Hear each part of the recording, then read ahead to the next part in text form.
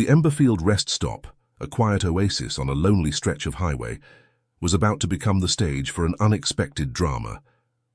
When Michael Winston, a battle-hardened Marine, stopped for a quick coffee break, he had no idea he was about to face a different kind of war. As he observed a young black girl and an older white man, his finely tuned instincts screamed that something was terribly wrong. But in a world where appearances can be deceiving, how could Michael be sure? And what hidden danger was lurking beneath the surface of this seemingly ordinary rest stop scene? Let's find out, but before we dive in, comment below where you're watching from today. And if you enjoy this shocking story, don't forget to subscribe. The sun hung low in the sky, casting long shadows across the quiet stretch of rural highway that cut through the heart of Emberfield.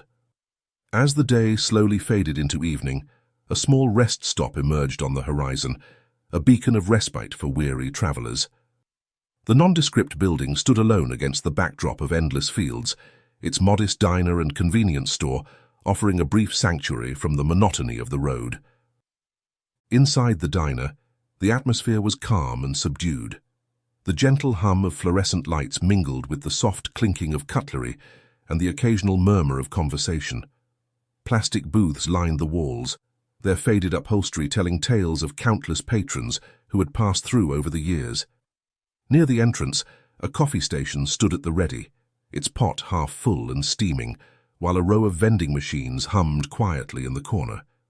As the door swung open, admitting a gust of cool evening air, a few heads turned to observe the newcomer.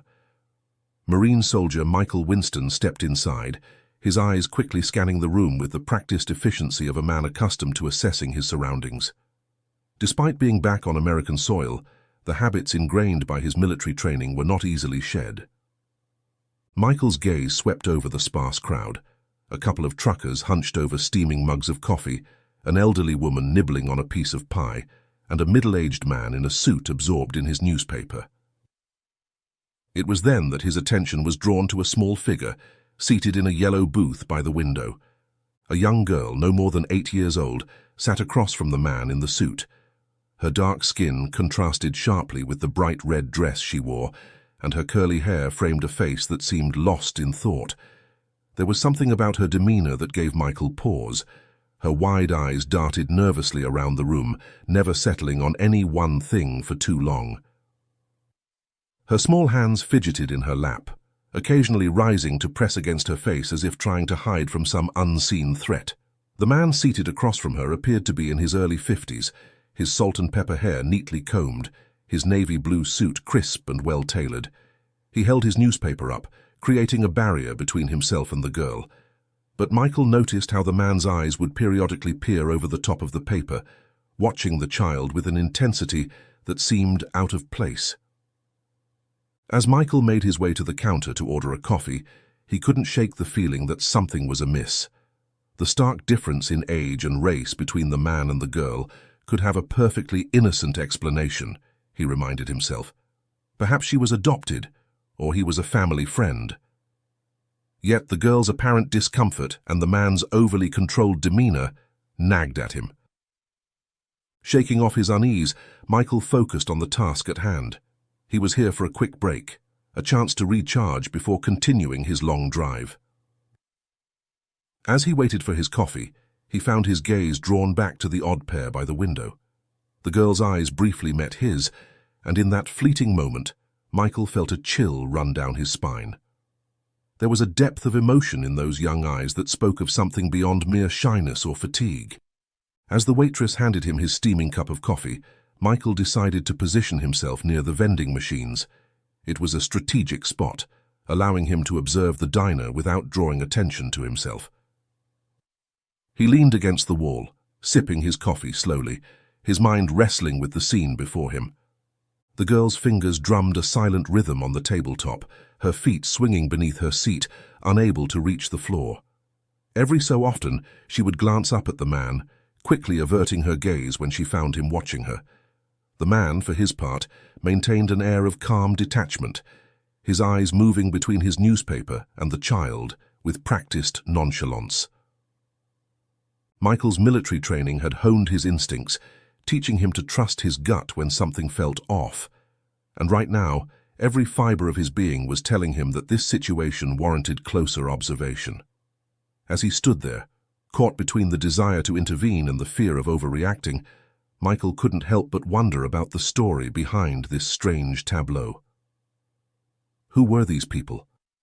What had brought them to this quiet rest stop on a lonely stretch of highway?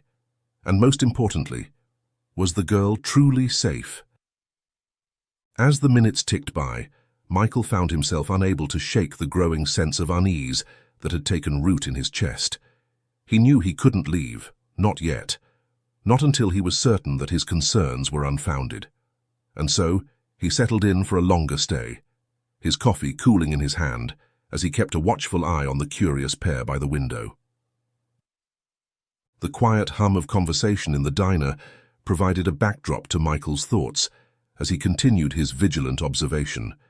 He had long since finished his coffee, but he lingered, unable to shake the feeling that something was amiss. His eyes kept being drawn back to the girl in the red dress and the man in the navy suit. As Michael watched, he noticed the girl's hand move in an odd gesture. She raised it slightly, palm facing outward, fingers spread wide. The movement was subtle, almost imperceptible, but it caught Michael's attention immediately. His brow furrowed as he tried to decipher the meaning behind the gesture. Was it a nervous tic, a habit born of boredom, or was it something more? The girl's eyes darted around the room nervously before briefly meeting Michael's gaze. In that fleeting moment, he saw a flicker of something in her expression: fear, desperation. It was gone as quickly as it had appeared, but it left Michael with a growing sense of unease. His military training kicked in, his mind racing through possibilities. The hand gesture nagged at him. It seemed intentional, deliberate. Could it be a distress signal? He'd seen similar gestures used in high-stress situations, a silent plea for help when words were too dangerous to speak. Michael's pulse quickened as he considered the implications. If the girl was indeed trying to signal for help, what exactly was she afraid of? The man across from her seemed calm, composed, his attention apparently focused on his newspaper. But there was something about the way he watched the girl, his gaze too controlled, too intent, that set Michael's nerves on edge. He tried to rationalize the situation. This wasn't a battlefield, it was a quiet diner at a rest stop. The girl could simply be shy, uncomfortable around strangers. The man could be a family friend, or even a relative, despite their different races. Michael didn't want to jump to conclusions, but his instincts, honed by years of military service, were screaming at him that something was wrong. The tension in Michael's body grew as he continued to observe. He noticed how the girl seemed to shrink into herself whenever the man's gaze fell upon her. Her movements were stiff, controlled, as if she were trying to make herself as small and unnoticeable as possible. It was a far cry from the natural exuberance one would expect from a child her age. The man, for his part, maintained his facade of normalcy.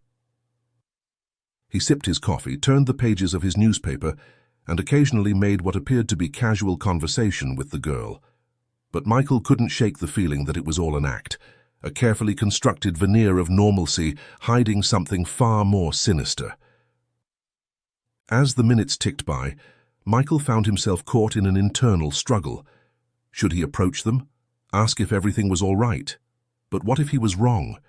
What if this was all a misunderstanding, and he ended up causing unnecessary distress? The weight of the decision pressed down on him, his military training urging him to act, while his civilian sensibilities cautioned restraint. He decided to wait, to watch a little longer.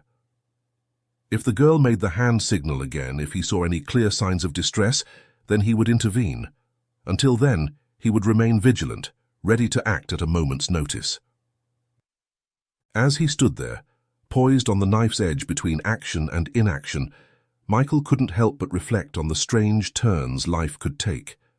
Just days ago, he had been in a war zone, facing clear and present dangers. Now, back on American soil, he found himself embroiled in a different kind of conflict, one where the lines between right and wrong, action and overreaction, were frustratingly blurred. The minutes stretched into what felt like hours as Michael maintained his vigilant watch.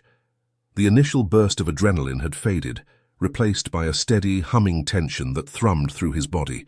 He knew he couldn't stand there forever, coffee cup long since emptied, without drawing suspicion. Deciding to take action, even if only to justify his continued presence in the diner, Michael made his way to the counter. "I'll take a sandwich and some snacks for the road," he said to the waitress, his voice low and controlled. As she bustled off to prepare his order, Michael allowed his gaze to drift back to the girl and the man. This time, however, the scene had shifted. The girl's demeanor had changed subtly. Her hands were still resting on the table. Her eyes were downcast, no longer darting around the room. Most notably, she didn't make the hand signal that had so caught Michael's attention earlier. Michael's brow furrowed as he watched the man lean in slightly, murmuring something to the girl under his breath. The words were too quiet for Michael to hear, but their effect on the girl was immediate and unmistakable. Her small frame tensed, her shoulders hunching as if trying to make herself even smaller. The man's eyes never left the girl, his gaze intense and possessive. There was something in that look that made Michael's skin crawl, a predatory gleam that seemed at odds with the man's outwardly calm demeanor. As the waitress returned with his food, Michael found himself second-guessing his earlier suspicions. Maybe he was overthinking things. Maybe his years in the military had left him paranoid, seeing threats where none existed. After all, this was a public place, a simple diner off the highway. Surely nothing truly nefarious could be happening right here, in plain sight. He tried to shake off the gnawing feeling in his gut, telling himself it was probably nothing. Just a family having a quiet meal. The girl was probably just shy, uncomfortable around strangers. The man's controlling presence could be explained away as parental concern, couldn't it? But even as he tried to rationalize the situation, Michael couldn't fully convince himself. The memory of the girl's earlier distress signal, the fear he'd glimpsed in her eyes, the unnatural stillness of her posture now, it all added up to a picture that he couldn't ignore no matter how much he wanted to. As he gathered his food, preparing to leave, Michael found himself torn. His instincts were screaming at him that something was wrong, that the girl needed help. But doubt clouded his judgment.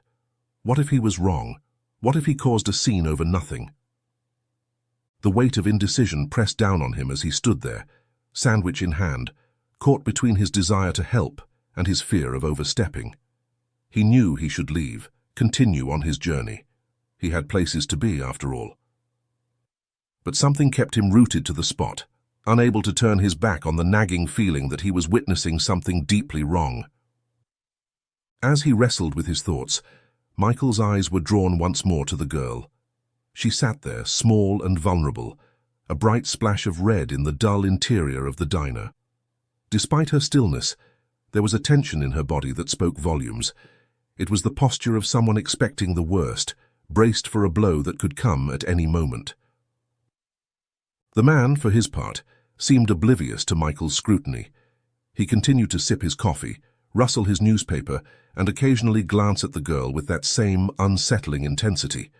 To any casual observer, they might have looked like any other mismatched pair, a guardian and his ward perhaps, or a family friend tasked with looking after a shy child. But Michael wasn't a casual observer.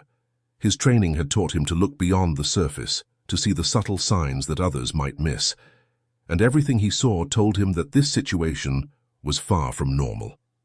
As he stood there, food in hand, Michael knew he was at a crossroads. He could walk away, convince himself that he was imagining things, that his combat-honed instincts were misfiring in this peaceful setting, or he could stay, continue to watch, and be ready to act if his suspicions proved correct. The decision weighed heavily on him. He knew that if he left now, if he turned his back on this situation, he might never forgive himself if something happened to that little girl. But if he stayed, if he involved himself in what might be a perfectly innocent situation, he risked causing unnecessary trouble and embarrassment. In the end, it wasn't really a choice at all. Michael knew he couldn't leave, not yet. Not until he was absolutely certain that the girl was safe. He might be overreacting, might be seeing shadows where none existed, but he'd rather face the embarrassment of being wrong than live with the guilt of having done nothing if he was right. As he moved towards the exit, his steps slow and measured, Michael kept his senses alert. He wasn't leaving, not really. He was simply repositioning himself, preparing for whatever might come next in this increasingly unsettling encounter. Michael's hand closed around the door handle, the cool metal a stark contrast to the warmth of the diner. He paused, his body half turned towards the exit, caught in that liminal space between staying and going. Something compelled him to take one last look, to cast a final glance over his shoulder at the girl in the red dress. In that moment, time seemed to slow. The girl's hand rose, palm facing outward, fingers spread wide. It was the same gesture he had noticed earlier, but this time there was no mistaking its intent. Her eyes, wide and filled with a desperation that no child should know, locked onto his. In that split second of connection, Michael saw a silent plea, a cry for help that couldn't be ignored. The realization hit him like a physical blow. This wasn't just a shy girl having lunch with her father. There was something darker at play here, something that chilled Michael to his core. He saw it clearly now, the fear in her eyes, the tension in her small frame, the silent desperation in her gesture. This was a cry for help, and it was real. In that moment, all of Michael's doubts and hesitations evaporated. His military training kicked in, his mind shifting into high alert. He couldn't walk away now, couldn't pretend he hadn't seen what he'd seen. The girl needed help, and he was perhaps the only one in a position to provide it. Time snapped back into its normal flow. Michael released the door handle, his decision made. He turned back towards the diner, his posture straightening, his jaw set with determination. He may have left the battlefield behind, but the instinct to protect, to stand up for those who couldn't defend themselves, was deeply ingrained in his being. As he strode back into the diner, Michael's mind raced, considering his options. He couldn't simply grab the girl and run. That would cause chaos and potentially put her in more danger.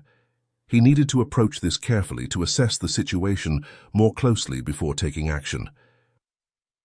His eyes never left the girl as he moved, watching for any sign of immediate danger.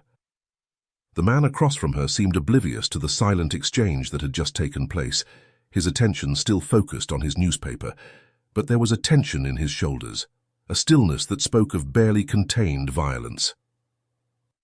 Michael's heart pounded in his chest, adrenaline surging through his veins. He knew he was walking into a potentially dangerous situation, but he couldn't turn back now. The memory of the girl's pleading eyes, the desperation in her silent gesture, steeled his resolve.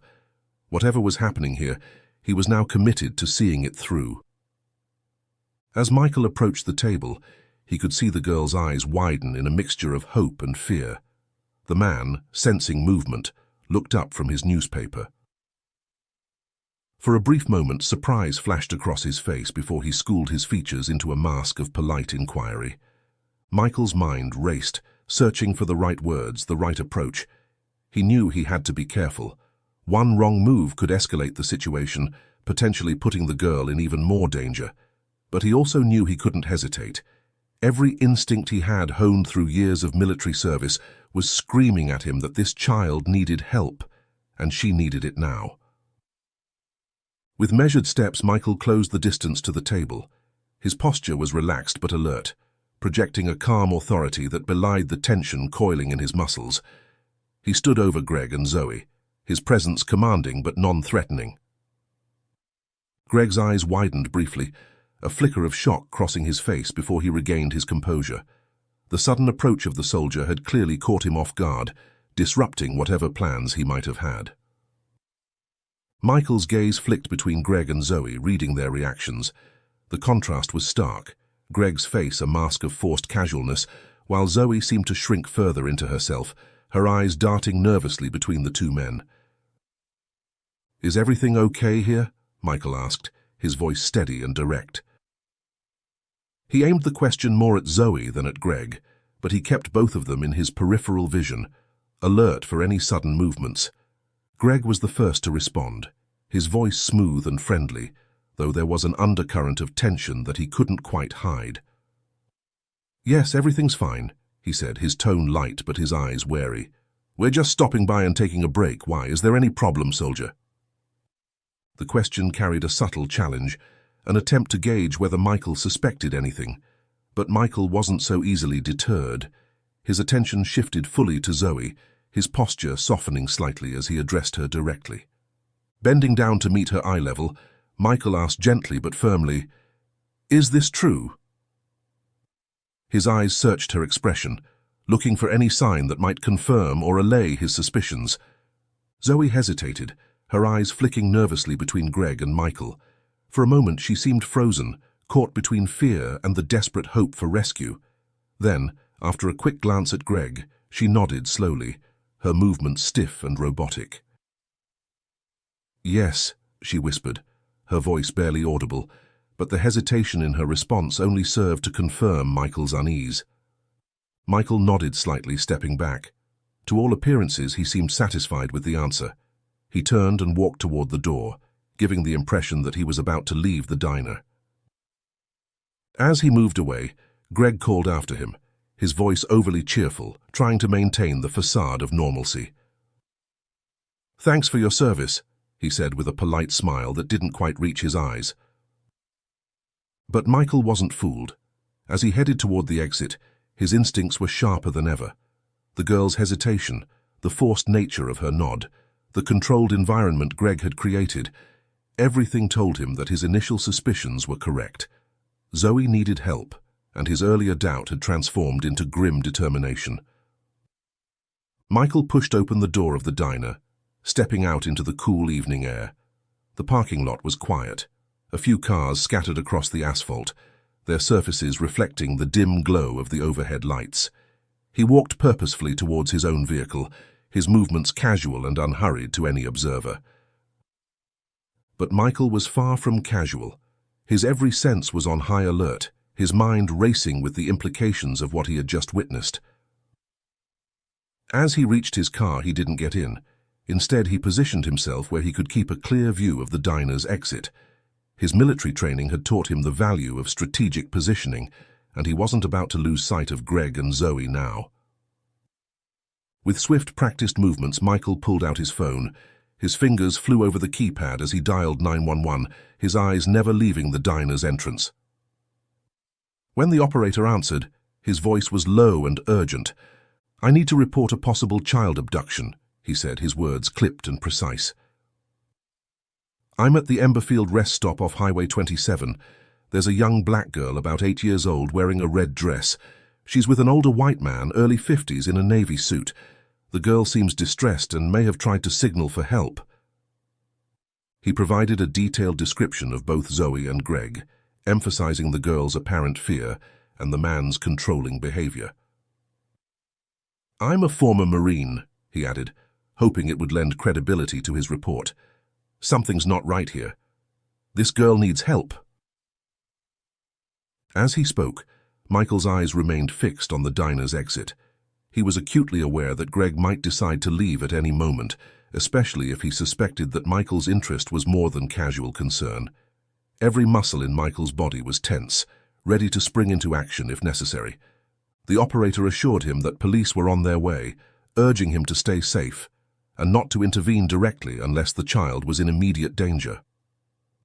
Michael acknowledged the instruction, but inwardly, he knew he would do whatever was necessary to keep Zoe safe. As he ended the call, Michael settled into a watchful waiting. The minutes seemed to crawl by, each second stretching into eternity. He found himself holding his breath, straining to catch any movement from inside the diner, and then he saw it. Through the large windows, he could make out Greg rising from his seat, reaching for his jacket. Zoe remained seated, her small form almost swallowed by the booth. Michael's heart rate spiked as he watched Greg lean over, roughly grabbing Zoe's arm and pulling her to her feet. Just as Michael was about to abandon caution and rush back into the diner, he heard the welcome sound of sirens in the distance. Relief washed over him as he saw 2 police cars pulling into the rest stop parking lot, their lights flashing. Without hesitation, Michael sprinted towards the diner. The police officers closed behind him. As they burst through the doors, Michael's eyes immediately locked onto Greg and Zoe. Greg had been in the process of dragging Zoe towards the exit, but at the sight of Michael and the uniformed officers, he froze. The color drained from Greg's face, his confident facade crumbling in an instant. Panic replaced the controlled demeanor he had maintained earlier. Zoe's eyes widened, a mixture of fear and hope flashing across her face as Greg's grip on her arm tightened reflexively. In that moment, as the diner erupted into chaos, Michael knew that the real confrontation was just beginning. The next few minutes would determine Zoe's fate, and he was prepared to do whatever it took to ensure her safety. The diner, once a place of quiet routine, had transformed into a scene of tense confrontation. The few patrons present watched in stunned silence as the drama unfolded before them. The air crackled with tension, all eyes focused on the tableau near the exit. Greg, his face a mask of barely contained panic. Zoe, frozen in place, her small frame trembling. And Michael standing shoulder to shoulder with the police officers, his posture radiating determination. "Sir, let go of the girl and step back," one of the officers commanded, his voice firm but measured. The authority in his tone left no room for argument, but Greg seemed paralyzed, his grip on Zoe's arm tightening reflexively. For a moment, nobody moved. The only sound was the soft whimper that escaped Zoe's lips, a sound that tore at Michael's heart. He watched Greg closely, ready to intervene if the man made any sudden moves. Finally, Greg's paralysis broke. "This is a misunderstanding," he stammered, his voice cracking as he released Zoe's arm and tried to backtrack. "She's my niece. We were just leaving, that's all." His eyes flicked between Michael and the officers, searching desperately for an escape route that didn't exist. Michael could see the fear in Greg's eyes, the realization that he had been caught, but more importantly, he saw Zoe. The little girl stood rooted to the spot, trembling, her eyes darting between Greg and Michael. She looked on the verge of tears, caught between the fear of her captor and the uncertainty of what would happen next. One of the officers moved closer to Greg, his hand resting cautiously on his holster. "Sir, we need to ask you a few questions," he said, his tone calm but commanding. "We've received reports of suspicious behavior, and we need to verify your relationship with the child." As the officers began to question Greg, Michael's focus remained on Zoe. He took a small step forward, trying to position himself between her and Greg without alarming her further. "You're safe now," he said softly, his voice low but firm. Zoe looked up at him, her eyes wide with a mixture of fear and hope. Greg's composure continued to crumble as the officers pressed him for details. He fumbled over his words, unable to provide any concrete proof of his claimed relationship to Zoe. With each passing moment, his story became less coherent, his desperation more evident. Michael watched as the officers exchanged glances, their suspicions clearly growing. He knew they were building towards a decision, weighing the evidence before them against Greg's increasingly implausible explanations. Throughout it all, Zoe remained silent, her small frame rigid with tension. Michael longed to comfort her, to assure her that everything would be okay, but he knew that right now the best thing he could do was to ensure that Greg was properly dealt with. As the questioning continued, the officers' suspicions clearly grew. They exchanged glances, their body language shifting subtly as they moved to fully control the situation.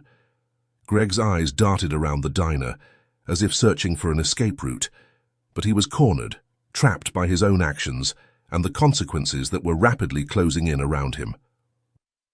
Finally, one of the officers gently approached Zoe, kneeling down to her level. "Sweetheart," he said softly, "can you tell us who this man is to you? Are you okay?" Zoe's voice trembled as she finally dared to speak. "I need help," she whispered, her small frame shaking. "I'm in danger." The words seemed to cost her greatly, each one a battle against her fear. The admission hung in the air, heavy with implication. The officers exchanged glances, their decision made. With Zoe's admission and Greg's inability to prove any legal connection to her, they moved to make the arrest. "Sir, you're under arrest," one officer declared, moving to handcuff Greg. "You have the right to remain silent. Anything you say can and will be used against you in a court of law." Greg's protests grew louder as the reality of his situation set in. "This is a mistake, you don't understand," he shouted, but his words fell on deaf ears. The officers led him out of the diner, his cries fading as they put him in the back of a police car. Inside the diner, Zoe stood alone, visibly relieved but still scared. Michael remained nearby, a steady presence amidst the chaos. As the officers began to gently question Zoe, Michael knew that this was just the beginning. There would be questions to answer, statements to give, a long process ahead to ensure justice was served. But for now, in this moment, he allowed himself to feel a sense of relief. The girl was safe. Whatever Greg's intentions had been, whatever danger Zoe had faced, it had been averted. As he watched the officers comfort Zoe, Michael knew that his decision to trust his instincts, to act when others might have walked away, had made all the difference. The diner, once a scene of tense confrontation, had quieted. The few remaining patrons whispered among themselves, casting furtive glances at Zoe and the officers. Outside, the flashing lights of the police cars painted the parking lot in alternating hues of red and blue. Inside one of those cars, Greg sat handcuffed, his earlier bravado completely shattered. Through the window, Michael could see him gesticulating wildly, his mouth moving in what appeared to be a stream of desperate explanations or pleas, but whatever he was saying fell on deaf ears. The officers had made their decision, and Greg was going to the station. Back in the diner, the focus had shifted entirely to Zoe. She sat in one of the booths, a kind-faced female officer beside her. The woman spoke softly, her words too low for Michael to hear, but he could see Zoe's tense posture beginning to relax ever so slightly. As Michael watched, one of the male officers approached him. "Sir," he said, his tone respectful, "we're going to need a statement from you. Can you tell us exactly what you saw that made you suspicious?" Michael nodded, his military training kicking in as he gave a concise, detailed account of everything he had observed. He described the hand signals, the girl's obvious distress, the man's controlling behavior. As he spoke, he could see the officer's expression growing grimmer. "You did the right thing calling us," the officer said when Michael had finished. "Too many people would have looked the other way, convinced themselves it was nothing. You may well have saved that little girl's life." The words hit Michael hard. He had acted on instinct, driven by a sense that something was wrong. But hearing the officer put it so starkly that he might have saved a life brought the gravity of the situation into sharp focus. Michael swallowed hard, nodding his acknowledgement. As the officer moved away to confer with his colleagues, Michael's attention was drawn back to Zoe. The girl looked small and vulnerable in the large booth, her bright red dress a stark contrast to the muted colors of the diner. Despite the gentle demeanor of the female officer beside her, Zoe's eyes kept darting around the room, as if expecting Greg to reappear at any moment. One of the officers gently questioned Zoe, who was still visibly shaken. Her voice trembled, but she finally dared to speak. "I want my dad," she whispered, her small frame trembling. "I'm scared." The officers exchanged glances, their expressions a mixture of sympathy and determination. With Greg's arrest and Zoe's admission, the officers made the decision to take everyone to the police station. They needed to sort out the details, contact Zoe's real family, and ensure the girl's safety. As they prepared to leave the diner, Michael felt a hand on his shoulder. It was one of the officers. "Sir, we'd appreciate it if you could come down to the station as well. We'll need a formal statement and, well, you seem to have a calming effect on the girl." Michael nodded, his eyes moving to Zoe. She was watching him, her expression a mixture of fear and hope. He offered her a reassuring smile, and she seemed to relax just a fraction. As they all filed out of the diner, Zoe with the female officer and Michael following behind, the gravity of the situation settled over them. What had started as a suspicious scene in a highway diner had unraveled into something far more serious. And as they drove towards the police station, Michael couldn't shake the feeling that this night was far from over. The fluorescent lights of the police station cast a harsh glow over the bustling room. Officers moved about with purpose, their voices a low murmur punctuated by the occasional ring of a phone or the clack of computer keys. In one corner, Greg sat handcuffed to a chair, his once confident demeanor now completely shattered. As the officers processed Greg, the gravity of the situation began to unfold. They dug deeper into his background, searching for any clues that might shed light on his relationship with Zoe. Greg, still pleading his case, insisted that he was Zoe's father. "I'm her father," he yelled, his voice cracking with desperation. "You've got this all wrong." But his pleas fell on deaf ears as the officers continued their investigation. Hours passed, filled with background checks and intense questioning. The atmosphere in the station grew increasingly tense as the truth began to emerge.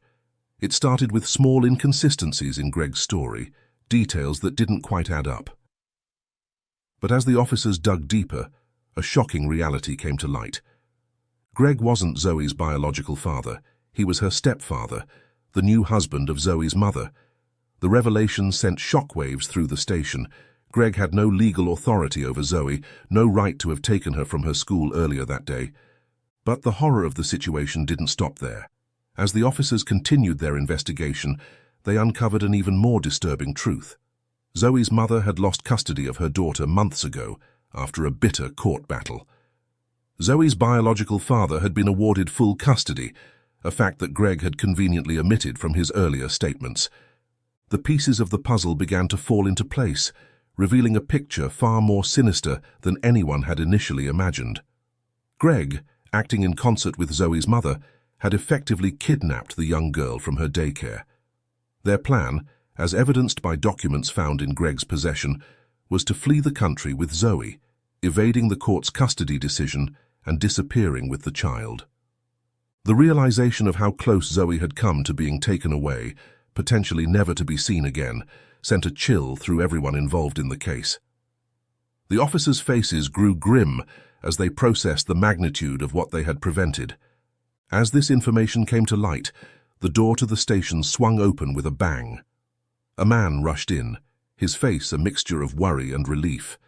It was Zoe's biological father, the one who had been awarded full custody. He hadn't known anything about the kidnapping. He usually picked Zoe up after work, but today he had received a call from the police that had turned his world upside down. The father's eyes scanned the room frantically until they landed on Zoe, who was sitting in a chair near one of the desks, looking small and lost. "Zoe!" he cried out, his voice cracking with emotion. Zoe's head snapped up, her eyes widening with recognition and relief. "Daddy!" she exclaimed, leaping from her chair and running towards him. The father dropped to his knees, gathering Zoe into his arms. Tears filled his eyes as he held her tight, whispering reassurances. "I've got you now. You're safe," he murmured, his voice thick with emotion. Zoe clung to him, her small hands clutching his shirt, tears streaming down her face. Michael, who had been giving his statement to one of the officers, stepped back to give the reunited family some space. He watched as Zoe buried her face in her father's chest, her small body shaking with sobs, not of fear now, but of relief. As the emotional reunion unfolded, Greg was led away to a holding cell, his protests having turned to mumbled pleas for leniency. The reality of his situation had finally sunk in, and the weight of his actions seemed to crush what little fight he had left. The night was far from over. There would be more questions to answer, statements to give, a long process ahead to ensure justice was served.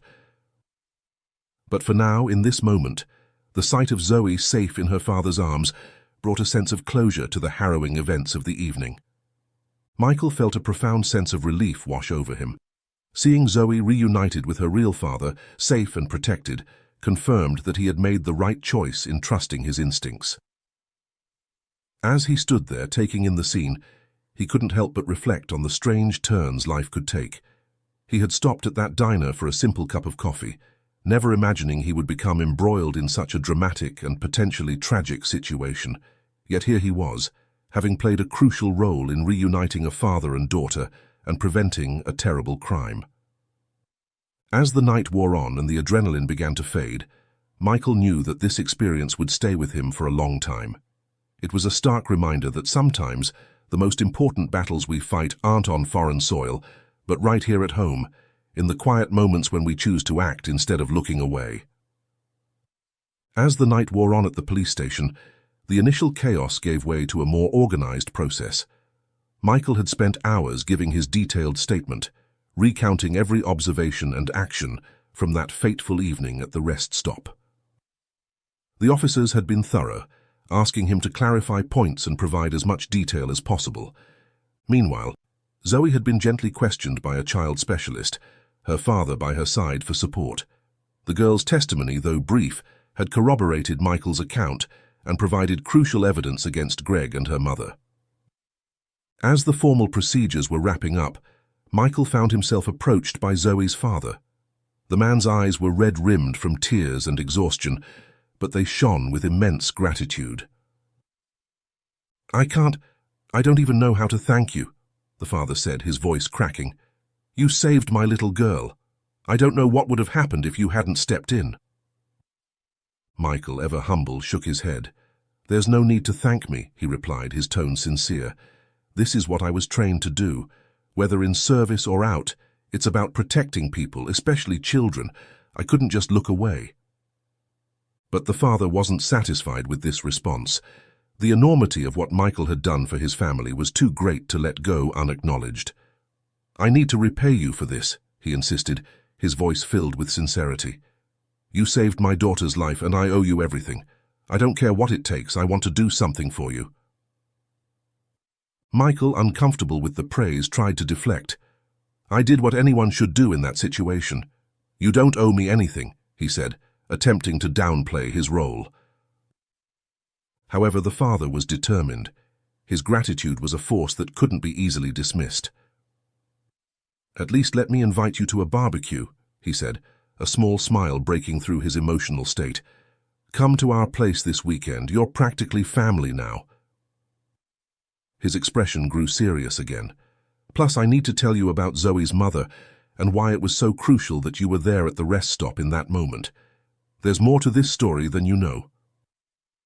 Despite Michael's initial hesitation, the father's persistence and the promise of answers made him reconsider. "All right," Michael finally conceded, a slight smile tugging at his lips. "I'll come." The father's face lit up at Michael's acceptance. It was a small thing, perhaps, in the grand scheme of what had transpired, but it represented something more, a connection forged through crisis, a bond of gratitude that transcended the usual boundaries between strangers. As they were about to leave, there was a commotion in the hallway. Greg was being led from the interrogation room to a temporary holding cell. As he passed through the main area, his eyes met those of Zoe's father. The atmosphere in the room immediately tensed. Keeping his composure for Zoe's sake, who was asleep in a chair nearby, the father walked a little closer to Greg. When he spoke, his voice was low and controlled, but filled with an unmistakable intensity. "You and her," he said, referring to Zoe's mother, "won't get away with this." Greg, pale and defeated, said nothing. His once confident demeanor had crumbled completely under the weight of his actions. The father continued, his tone cold but purposeful. "You thought you could steal her from me, but you're wrong. There's going to be a legal battle, and I'm going to make sure you both get what's coming. She's my daughter, and you won't hurt her again." Greg remained silent, the full impact of his actions and their consequences finally sinking in. He knew that the father wouldn't stop until justice was served, and the realization seemed to drain what little fight he had left. Without waiting for a response, the father turned away, returning to where Zoe slept. His demeanor softened immediately as he approached his daughter, not letting any of the anger he felt towards Greg show in his interactions with her. As the first light of dawn began to filter through the station windows, Michael prepared to leave. He exchanged contact information with Zoe's father, promising to be there for the barbecue. As he walked out of the police station, Michael couldn't help but wonder about the story behind Zoe's mother. about the circumstances that had led to this desperate attempt to take Zoe. He knew that in a few days' time, at a backyard barbecue, he would learn the rest of the story that had brought them all together on that fateful night at the rest stop. The sun hung high in the sky, casting a warm glow over the backyard of Zoe's father's house. The air was filled with the tantalizing aroma of grilling meat, mingling with the sound of laughter and conversation. It was a scene of normalcy that stood in stark contrast to the events of a few days ago. Michael found himself standing near the grill, a cold drink in his hand, surrounded by a small gathering of family and friends. Despite the festive atmosphere, he couldn't help but feel a bit out of place, a stranger among people bound by shared history and familial ties. As he scanned the yard, his eyes fell on Zoe. The little girl was playing with some other children, her laughter ringing out across the lawn. It was a far cry from the frightened child he had encountered at the rest stop, and the sight brought a smile to Michael's face. "It's good to see her like this, isn't it?" Michael turned to find Zoe's father standing beside him, a wistful smile on his face as he watched his daughter play. "It is," Michael agreed, his voice soft. "She seems happy." The father nodded, his expression growing serious. "You know," he began, his voice low and thoughtful, "I never imagined we'd end up in a situation like this. Life can take such unexpected turns." He paused, shaking his head. "I'm just grateful you were there that night. There's so much more to this story that I need to tell you." Michael listened intently as the father continued, his curiosity piqued by the man's words. The two men moved to a quieter corner of the yard, away from the festive atmosphere. "There's something you should know," the father said quietly, glancing towards the house where Zoe was now helping to clean up, "about why what happened at the rest stop was so crucial." He explained the bitter custody battle, the concerns about the mother's stability, and the court's decision to grant him full custody. "She didn't take it well," he said, shaking his head. "There were threats, but I never thought she'd actually try to take Zoe." The father's voice dropped even lower. "The police found evidence that they were planning to leave the country, if they had made it out." He couldn't finish the sentence, the pain of what might have been evident in his eyes. Michael felt a chill run down his spine as he realized just how close it had been. His decision to act, to trust his instincts, had truly changed the course of Zoe's life. The father took a deep breath, turning to face Michael fully. His eyes were filled with emotion as he spoke. "I'll thank God every day for you being there that day. Who knows what would have happened if you hadn't stepped in? She might have been gone, and I'd never have seen her again." His voice cracked slightly, and he raised his glass toward Michael. "You didn't just stop a crime. You saved my little girl. I can't repay that." Michael, always humble, nodded slowly. "I did what anyone should have done," he said, but the weight of the father's words settled in. He knew how close it had come to something far worse, and he was glad his instincts had pushed him to act. The barbecue continued into the late afternoon, and Michael found himself no longer feeling like just a guest. He had become part of something. He'd found a connection with a family that he didn't expect. The father clinked his glass with Michael's again, and for the first time in a long while, Michael felt truly at peace. Good food, laughter, and the warmth of newfound friendship filled the hours. Zoe ran over to them, holding her ball. "Look what I can do," she said, smiling shyly at Michael, before tossing the ball into the air and catching it. The lightness of her smile was a reminder that things were finally normal again. Safe. As the sun began to set, casting long shadows across the yard, Michael realized that his impulsive decision to intervene at that rest stop had led to more than just averting a tragedy. It had opened a door to human connection, to being part of something larger than himself. Preparing to leave, Michael said his goodbyes to Zoe and her father. He felt a sense of closure. The nightmare at the rest stop was behind them, and in its place, a new chapter had begun. He knew that the road ahead for Zoe and her father wouldn't always be easy, but he also knew that they had the strength to face whatever challenges lay ahead. Michael walked to his car, glancing back at the house one last time. He saw Zoe waving from the porch, her father's hand on her shoulder. It was an image of safety, of family, of home. Although he was leaving, Michael knew that he would always be connected to this family in some small way. As he drove away, the events of the past few days replayed in his mind. From a suspicious scene at a highway rest stop to a backyard barbecue, it had been an unexpected journey. But it had also been a powerful reminder of the difference one person can make, of the importance of trusting one's instincts, and of the unexpected ways in which lives can intersect and change each other for the better. Thank you for joining us on this powerful journey of courage and unexpected heroism. If this story of stepping in to help someone in need touched your heart as much as it did ours, I've handpicked another inspiring tale I know you'll love. Please don't miss it. Click here to watch it next.